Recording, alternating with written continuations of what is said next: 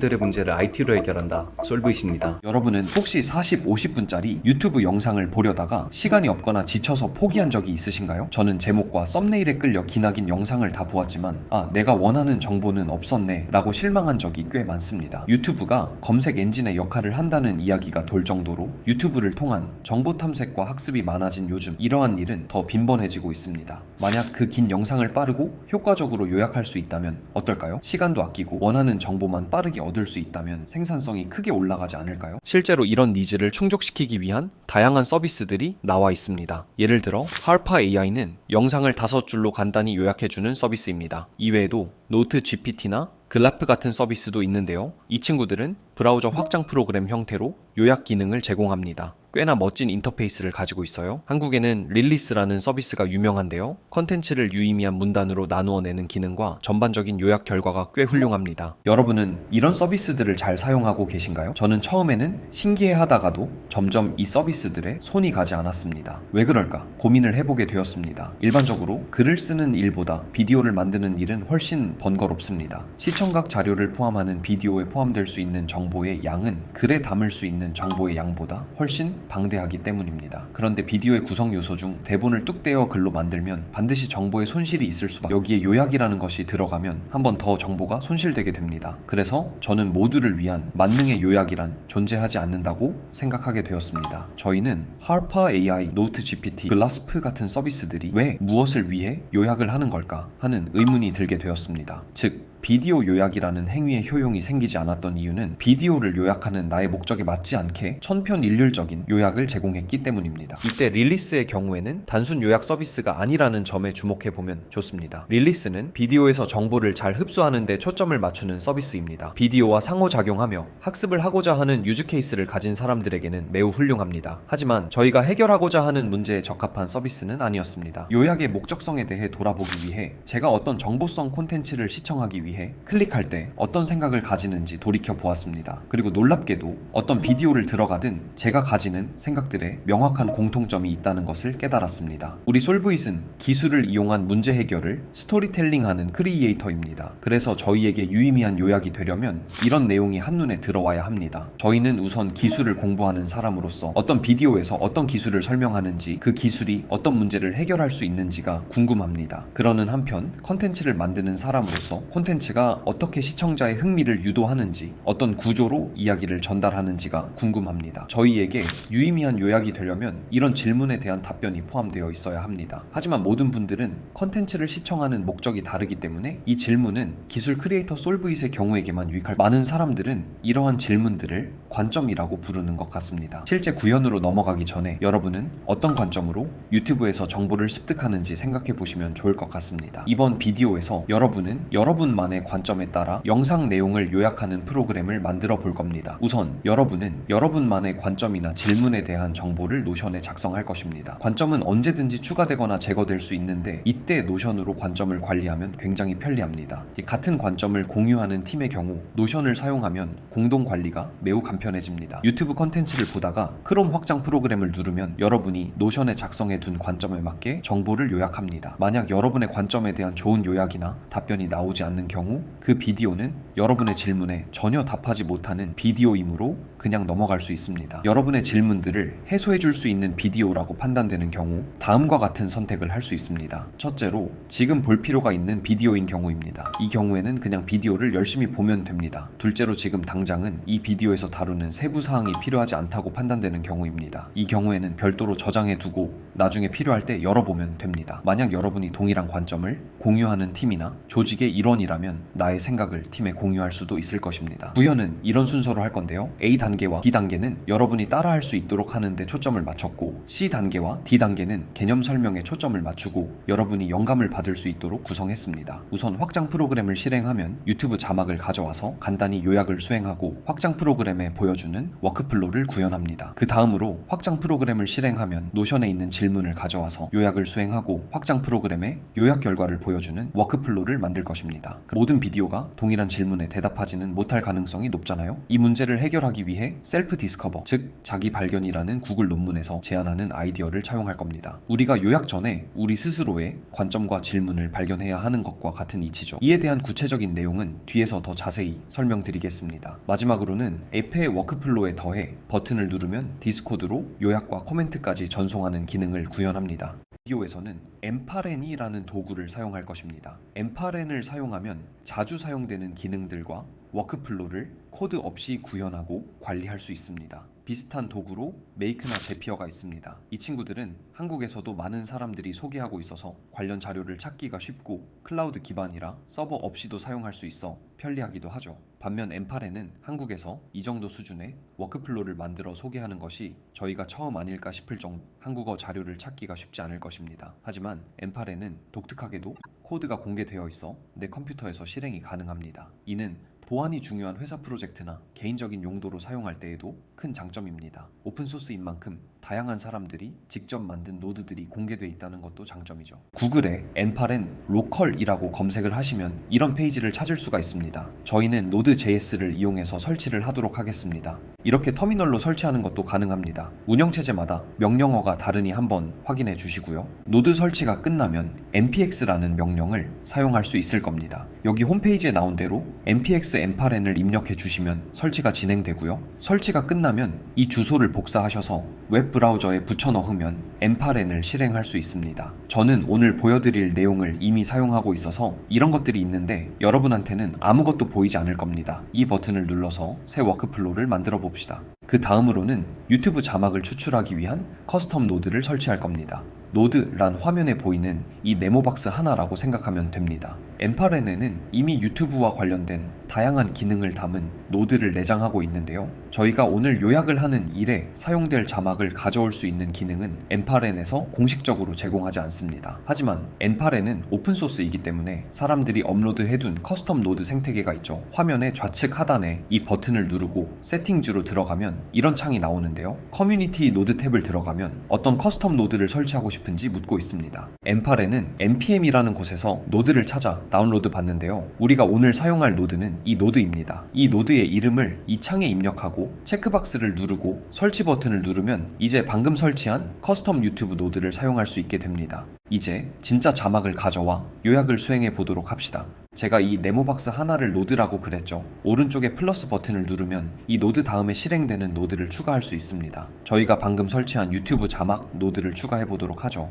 어떤 비디오의 자막을 가져올 건지 입력하는 칸이 있죠. 칸에 링크를 입력하기 전에 우선 이 토글을 켜둡시다. 저희는 저희 채널에 파인튜닝 비디오에 링크를 한번 사용해 보도록 하겠습니다. 링크를 넣고 우측 상단의 테스트 버튼을 누르면 이렇게 자막이 잘 가져와졌음을 알 수 있습니다. 이제 자막을 가져왔으니 요약을 해야겠죠. 이번에는 오픈AI를 검색하고 메시지, 모델, 노드를 추가해줍니다. GPT-4 모델을 사용할 겁니다. 프롬프트를 입력하는 공간에 아까 유튜브 자막 노드를 통해 받은 텍스트를 드래그 드롭합니다. 그리고 구분선을 이렇게 만들고 이 스크립트를 5줄로 요약해달라고 명령하겠습니다. 실행하기 전에 당연히 API 키를 등록해 주어야겠죠. 사이드바에 홈 버튼을 눌러보면 워크플로 옆에 크레덴셜 탭을 가봅시다. 우측 상단 버튼을 눌러 크레덴셜을 추가해줍니다. 오픈AI 타입에 크레덴셜을 추가할 것입니다. 여기에 API 키를 등록해주면 사용이 가능합니다. 오픈AI의 API 키를 가져오는 방법에 대한 설명은 여기 링크도 있고 잘 설명한 자료들이 많으니 생략하도록 하겠습니다. 저는 미리 등록해 두었던 API 키를 사용하도록 하겠습니다.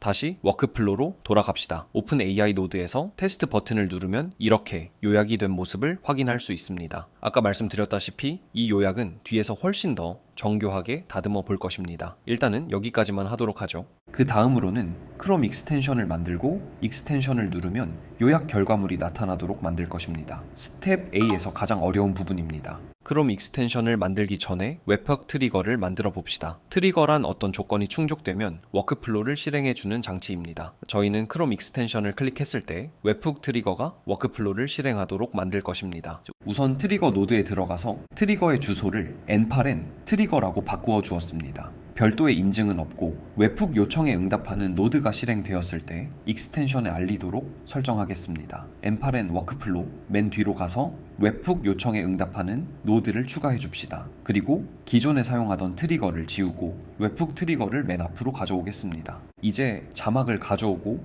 요약 결과를 반환하는 이 워크플로를 실행시킬 크롬 익스텐션을 만들 차례입니다. 크롬 익스텐션은 앞서 보여드렸던 노트 GPT처럼 구글 크롬에 붙일 수 있는 작은 프로그램이라고 생각하면 됩니다. 익스텐션을 만드는 데 필요한 파일은 4개밖에 없습니다. 비주얼 스튜디오 코드를 열고 익스텐션이라는 폴더를 만들었습니다. 그 안에 4개의 파일을 만들어 보도록 합시다. 각각을 구체적으로 들여다보기 전에 각 파일이 어떤 역할을 하는지 간단히 살펴봅시다. 첫 번째로 백그라운드 JS 파일입니다. 이 파일에서는 쉽게 말해 크롬 익스텐션이 실행될 때 어떤 작업을 수행할지 작성합니다. 이 파일에 웹훅을 트리거하는 로직도 들어가겠죠? 그 다음은 매니페스트 JSON 파일입니다. 익스텐션의 이름, 버전 등을 작성하는 설정 파일이라고 생각하면 됩니다. 세 번째로 팝업 HTML 파일입니다. 이 파일에는 확장 프로그램이 실행될 때 보이는 창의 모양을 입력합니다. 마지막으로 팝업 JS 파일입니다. 이 파일에서는 팝업 UI의 동작을 제어합니다. 이제 각각을 조금 더 구체적으로 살펴봅시다. 깊이 이해하실 필요는 없고 소스 코드를 그대로 따라치셔도 무방합니다. 자, 백그라운드 JS 파일에는 엔파렌 워크플로를 트리거할 웹훅 주소를 이렇게 변수에 담아 두었습니다. 그리고 패치 함수를 이용해 get 요청을 보내고 성공하면 send response 함수로 팝업 JS 파일에 성공 신호를 보냅니다. 이 신호를 받은 팝업 JS 파일에서는 update state 함수를 이용해서 팝업 창에 보이는 모습을 변경해 줄 것입니다. 이렇게 만든 크롬 익스텐션을 구글 크롬에 등록해 봅시다. 크롬 우측 상단에 이 버튼을 누르면 익스텐션 버튼을 찾을 수 있는데요. 여기서 익스텐션 관리 버튼을 클릭합니다. 우측 상단 개발자 모드 토글을 눌러서 우리가 프로그래밍한 익스텐션을 업로드할 수 있도록 변경해 봅니다. 업로드 버튼을 누르고 방금 만들었던 익스텐션 폴더를 선택합니다. 다시 유튜브로 돌아와서 이쪽을 보면 이렇게 추가된 익스텐션을 확인할 수 있습니다. 저는 핀을 눌러서 고정을 시킬게요. 자, 그럼 익스텐션을 클릭했을 때 웹훅 트리거가 워크플로를 잘 실행시키는지 확인해 보도록 합시다. 테스트 워크플로 버튼을 누르면 웹훅 호출을 대기하기 시작합니다. 크롬 익스텐션 버튼을 누르면 이렇게 워크플로우가 실행되는 것을 확인할 수 있습니다.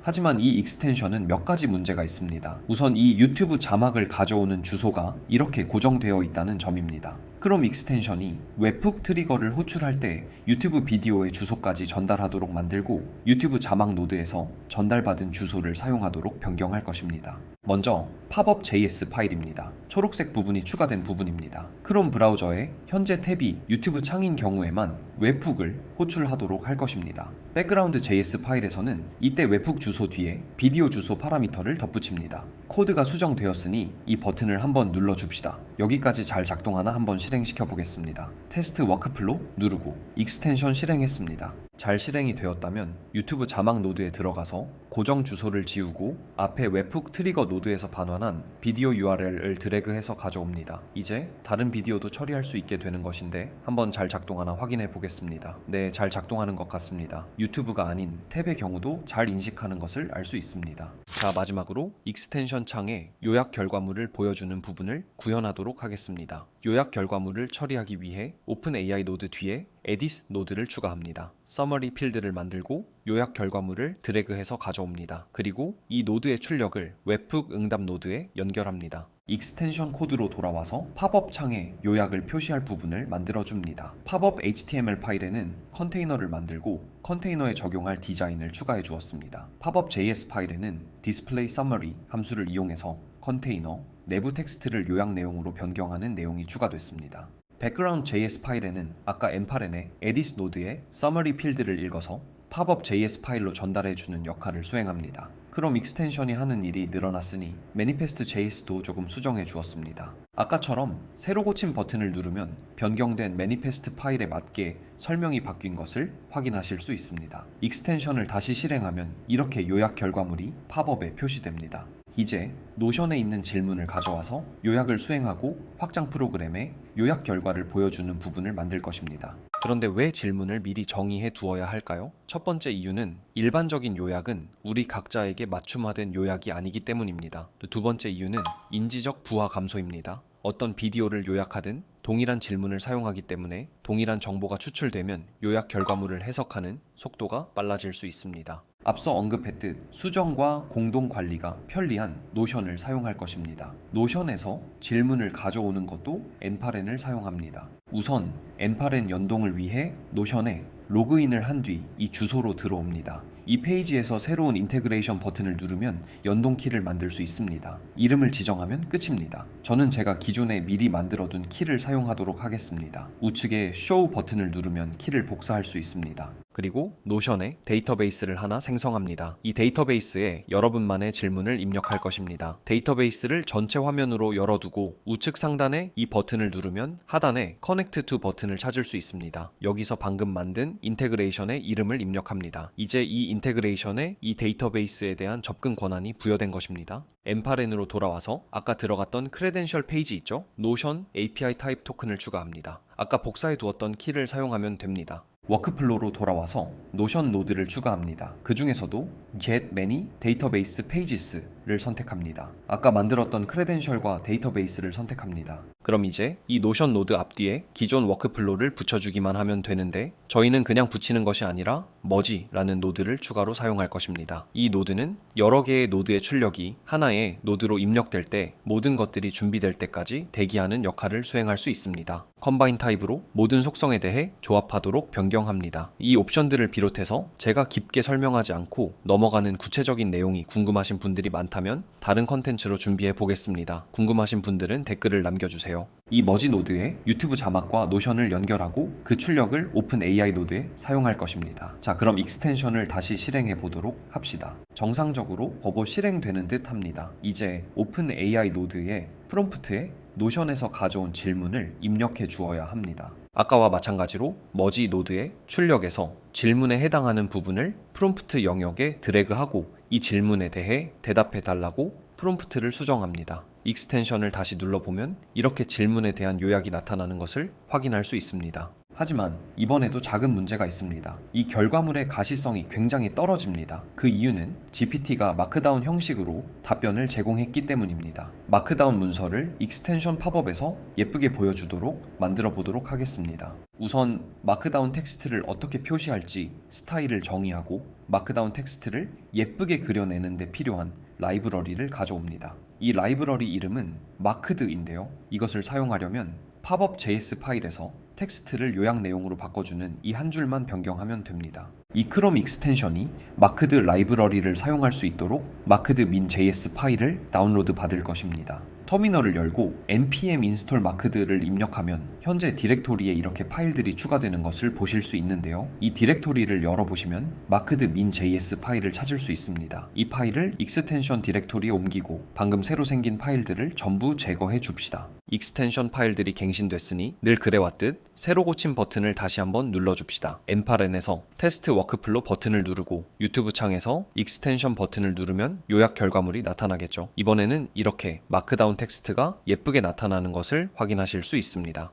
이제 여러 개의 관점을 취사 선택해서 반영할 수 있도록 하는 부분을 구현해야 합니다. 이를 위해 앞에서 짧게 설명드렸던 자기 발견, 즉 셀프 디스커버라는 방법에 대해서 소개 드리려고 합니다. 이 방법은 24년 2월에 구글 딥마인드가 제안했습니다. 많은 분들은 이 논문의 주제가 단순히 더 적절한 프롬프트를 선택하는 프롬프트 엔지니어링 기법이다 정도로 이해하곤 합니다. 하지만 제가 보기에 이 방법의 진정한 의의는 높은 추상성에서 낮은 추상성으로 한 단계씩 들어가는 사고 과정을 언어 모델 워크플로에 잘 녹여냈다는 점에 있습니다. 이해를 돕기 위해 예를 하나 들어봅시다. 정직함을 본인의 가장 중요한 철학으로 삼고 있는 요리사가 있다고 가정해 봅시다. 이 요리사의 요리가 정말 정직한지 판단하려면 어떻게 해야 할까요? 정직함이라는 단어는 굉장히 추상적이죠. 그렇다면 요리에서의 정직함이란 무엇일까요? 신선한 재료를 사용하는 것, 합리적인 가격을 유지하는 것 등이 여기에 해당될 수 있겠죠. 이렇게 추상적인 철학을 구체화하면 재료의 신선도,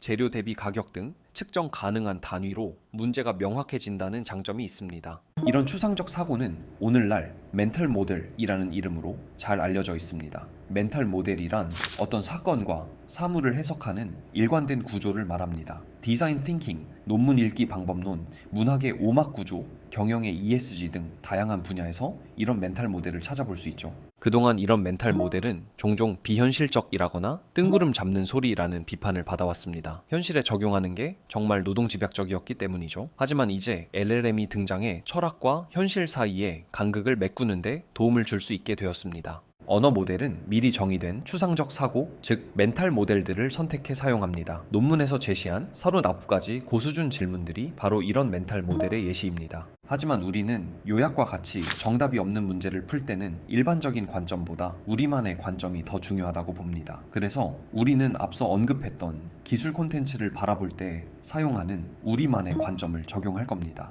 우리가 가지고 있는 철학적 관점이 언어 모델에 의해 구체화된다는 생각을 해보시면 더욱 재미있을 겁니다. 여기까지 따라온 여러분들도 여러분의 관점을 고민해본 뒤 다음 내용을 진행해 보기를 권하고 싶습니다. 비디오 초반부에 언급했듯 제가 컨텐츠를 볼 때 던지는 질문은 다음과 같습니다. 이 추상적인 질문들을 바탕으로 요약을 수행하고 익스텐션으로 보여주는 워크플로우를 완성해 보도록 하겠습니다. 이제 노션에 작성되어 있는 여러 개의 추상적인 관점들을 하나의 리스트에 담아 가져올 것이기 때문에 애그리게이트 노드를 사용할 것입니다. 지금 사용하는 데이터베이스 대신 제가 비디오 초반부에 보여드렸던 질문들이 포함되어 있는 노션 데이터베이스를 사용할 것입니다. 그럼 애그리게이트 노드에서 관점들을 이렇게 리스트로 만들어 줄 수 있습니다. 그럼 이 머지 노드로 리스트 형태로 결과값이 넘어가게 되는데요. 리스트를 문자열로 변경하기 위해 소스코드 노드를 사용할 것입니다. 하나의 아이템당 스크립트가 한 번 실행되도록 설정하고 언어는 파이썬을 사용할 겁니다. 참고로 엠팔에는 최근 소스코드 노드에서 간단한 파이썬 스크립트를 사용할 수 있도록 업데이트가 되었어요. 스크립트는 이렇게 채워 넣을 겁니다. 리스트에 들어있는 질문들을 순회하면서 질문들을 슬래시로 연결합니다. 노드 이름은 이렇게 지어보도록 하죠. 그리고 저희는 2024년 8월에 GPT에 추가된 Structured Output 기능을 사용할 것입니다. N8N에 기본적으로 제공하는 오픈AI 노드는 아직 이 기능을 온전히 지원하지 않고 있습니다. 그래서 커스텀 HTTP 리퀘스트 노드를 사용할 것입니다. 스트럭처드 아웃풋은 언어 모델의 반환값이 특정 자료형이 되도록 강제하는 기능입니다. 그 전까지는 저희가 다른 비디오에서 보여드렸던 랭체인 같은 라이브러리를 이용해서 출력값에 대한 가이드를 프롬프트에 포함시켜야 했습니다. 그리고 우리가 기대했던 형식의 출력이 나오지 않으면 언어 모델을 다시 실행하는 워크플로우를 만들어야 했었죠. 하지만 이 기능을 사용하면 언어 모델의 출력 형식을 오픈AI가 제공하는 방식으로 직접 강제할 수 있습니다. 커스텀 HTTP 리퀘스트 노드를 사용하면 API 필드들을 직접 관리해야 하기 때문에 복잡해질 수 있습니다. 그래서 저희가 아까 사용했던 에디트 노드를 사용해서 유저 프롬프트를 만들어 줄 것입니다. 저는 프롬프트에 질문과 스크립트를 주고 우리가 궁극적으로 해야 하는 작업을 적고 이번 단계에서 해야 하는 일을 적어 주었습니다. 논문이 제시하는 구조와 거의 동일합니다. 에딧 노드를 사용해서 앞서 완성해둔 유저 프롬프트와 시스템 프롬프트를 완성합니다. 이때 유저 프롬프트에 쌍따옴표나 줄바꿈이 있으면 파싱 오류가 발생하기 때문에 이런 메서드들을 추가로 사용했습니다. 앞서 언급한 스트럭처드 아웃풋을 사용하기 위한 스키마를 입력할 것입니다. 저는 선택된 질문의 리스트를 얻고 싶기 때문에 질문 번호, 질문 내용, 해당 질문을 선택한 이유를 JSON 형식으로 반환해야 한다고 입력했습니다. 그리고 모델은 2024년 8월 6일 버전을 사용할 겁니다. 그 이유는 JSON 형식으로 반환 스키마를 정의하는 API는 이 비디오를 만드는 시점 기준으로 이 버전에서만 사용 가능하기 때문입니다. 자, 실행해보면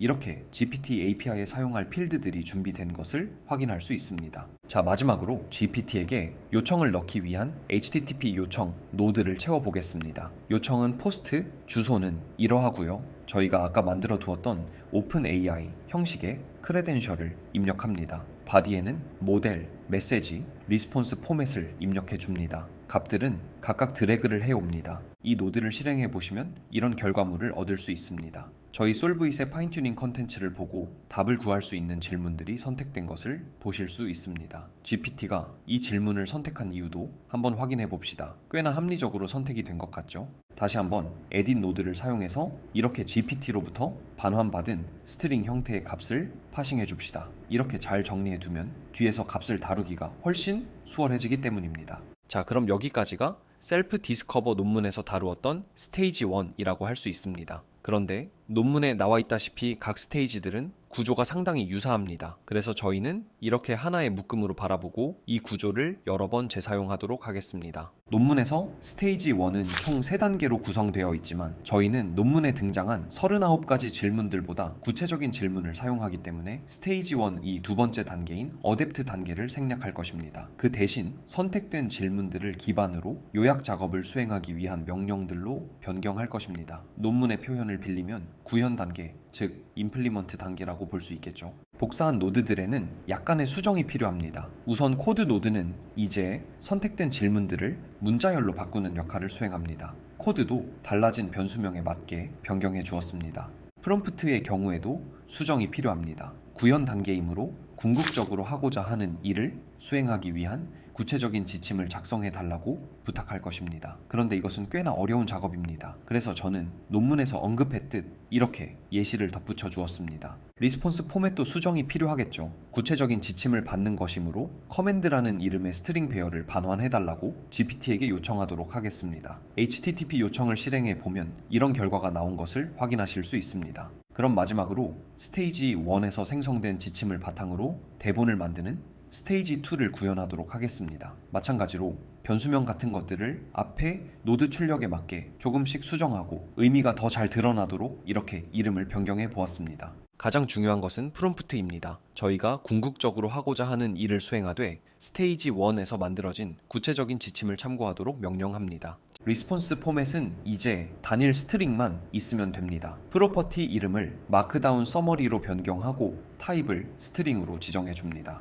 자, 이제 이렇게 만들어진 마크다운 스트링을 다시 보내야겠지요. 저희가 처음에 사용했던 변수의 이름과 동일해질 수 있도록 파싱 결과물에 에디트 노드를 한 번 더 사용하도록 하겠습니다. 그럼 이렇게 마크다운 스트링만 크롬 익스텐션으로 넘어가질 것입니다. 이 노드에 웹북 응답 노드를 연결합니다. 저장 버튼을 한번 눌러 마무리합니다. 익스텐션은 크게 변경사항은 없지만 팝업 창이 너무 작아서 조금만 키워주도록 하겠습니다. 요약 컨테이너의 가로 길이와 팝업 창의 가로 길이를 늘려주었습니다. 그리고 지금까지는 테스트 워크플로 버튼을 눌러주었는데 저희가 실제로 사용할 때에는 우측 상단 토글을 켜두어야 합니다. 그럼 백그라운드에서 익스텐션 실행을 계속 대기하는 상태가 됩니다. 이렇게 테스트 모드 대신 활성 모드로 변경하게 되면 웹훅 트리거의 주소가 조금 바뀌게 됩니다. 백그라운드 JS 소스 코드에 작성된 웹훅 주소에서 테스트 부분을 지워줍니다. 새로 고친 버튼 눌러주고 바로 실행해 보도록 합시다. 엔파렌에서 에디터 옆에 Execution 버튼을 클릭하면 실행 중인 워크플로우를 확인을 할 수 있습니다. 자, 약간의 시간이 걸려 결과물이 나타났습니다. 다른 비디오에 대해서도 확인해 보도록 하죠.